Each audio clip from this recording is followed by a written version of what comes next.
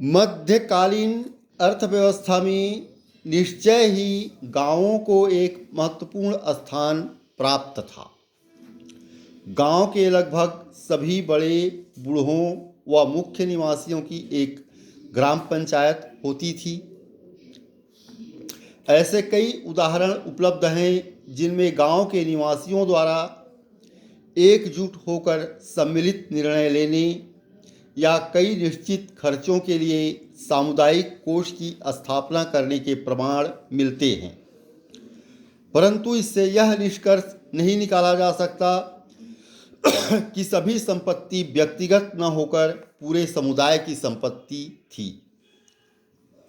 यद्यपि मुगल शासन को अपने राज्य के अंतर्गत विद्यमान सभी जंगलों तथा अकृषित भूमि पर खेती करवाने के पूरी तरह से मालिकाना अधिकार प्राप्त थे, लेकिन खेती योग्य ऐसी विशाल भूमि पर मुगल शासन का कोई मालिकाना हक नहीं था, जो पहले ही वंश परंपरा से रियाया के विभिन्न वर्गों के कब्जे में थी।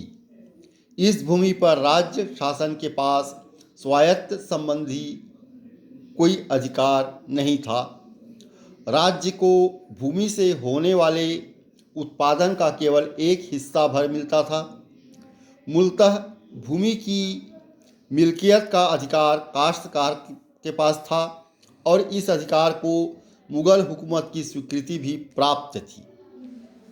अतः आईने अकबरी में उत्पादनकर्ताओं का उल्लेख भूमि के मालिकों की तरह किया गया है।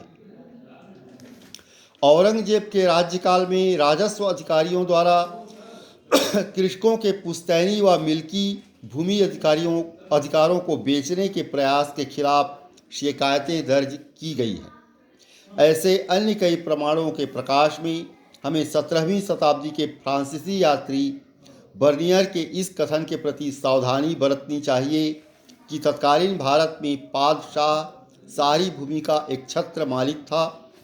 निश्चय ही बर्नियर भारत के भूमि अधिकारों को सही तरीके से समझ पाने में असमर्थ रहा होगा, लेकिन इन अधिकारों का सही स्वरूप समझने के लिए यह जानना आवश्यक है कि उस समय मिल्कियत के अधिकार को उसके आधुनिक अर्थ में नहीं लिया जा सकता था।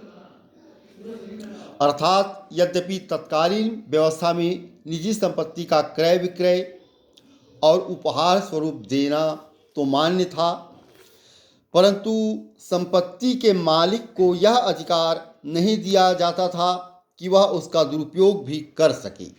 अतः मुगल राज्य में कृषि योग्य भूमि को खेती बिना या खाली छोड़ने की अनुमति नहीं थी। मूल काश्तकार की अनुपस्थिति या खेती करने की असमर्थता में त्याज्य या खाली भूमि खेती के लिए किसी और समर्थ व्यक्ति को दे दी जाती थी,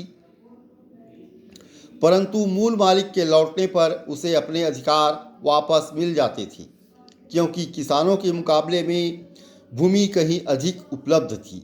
इस प्रकार उस समय के संपत्ति अधिकारों को तत्कालीन मध्ययुगीन परिप्रेक्ष्य में समझने की आवश्यकता है। मध्यकालीन भारत में किसानों का कोई पृथक समुदाय नहीं था। समान रूप से सभी किसानों की दो श्रेणियां दिखाई देती हैं, कालांतुरान अर्थात विशेष सुविधा प्राप्त और रेजा रियाया। इस विभाजन का मुख्य आधार था किसानों की विभिन्न श्रेणियों को होने वाली पृथक पृथक आय।